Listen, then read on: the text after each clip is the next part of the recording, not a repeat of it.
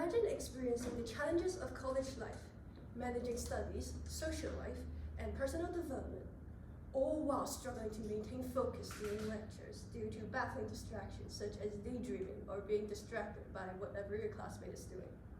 That is the life of an college student with ADHD. What is ADHD, you might ask?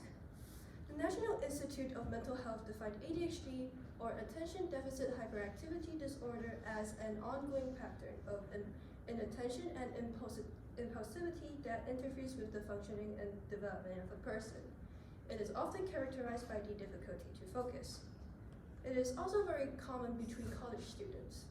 According to the Neurotherapeutic Journal published in 2012, Andrew Green estimates that 25% of college students receiving disability services are diagnosed with ADHD. As someone who is also part of the 25% and has been clinically diagnosed by a doctor, I have found myself very interested by the subject and had done a decent amount of research on it.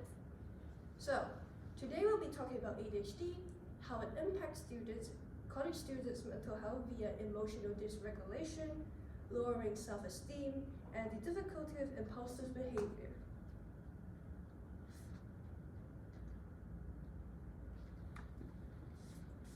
First, ADHD students suffer from emotional dysregulation.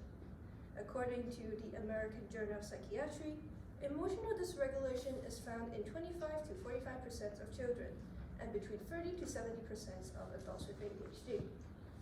Emotional dysregulation is characterized by intense emotions and mood swings. College students may experience a heightened level of stress and frustration, and the inability to properly come up with solutions to this high ball of stress and frustration may lead to them feeling very overwhelmed and emotionally vulnerable, which leads them to being more prone to anxiety and depression.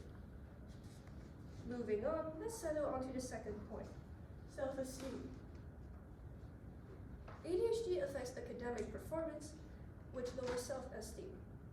According to a research conducted by Privat and Young in 2014, it was reported that college students with ADHD receive lower grades than non-ADHD peers and are more likely to withdraw from classes, have poorer study habits, and experiencing difficulty completing tests and assignments on time.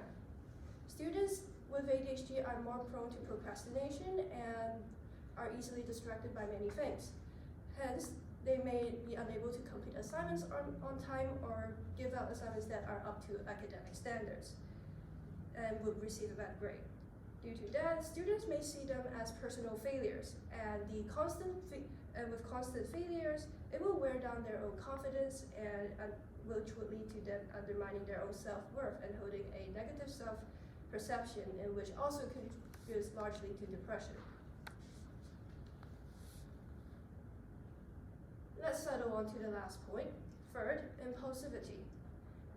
Impulsivity is a typical symptom of ADHD, which leads to students may engage in risky behavior such as substance abuse and reckless driving, which would cause harm to both physical and mental health.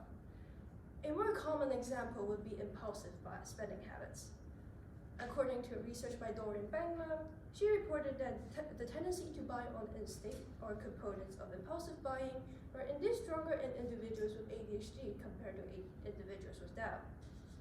Students tend to seek temporary relief from negative emotion via shopping on Amazon or other online platforms.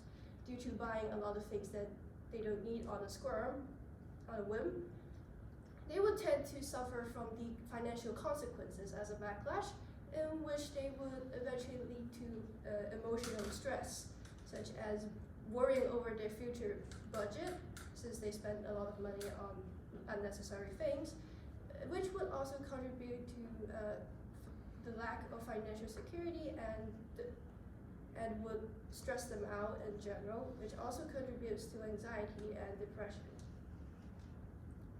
So, in conclusion, today we went through ADHD and how it impacts college students through emotional dysregulation, lowering their self-esteem, and the difficulty of impulse control.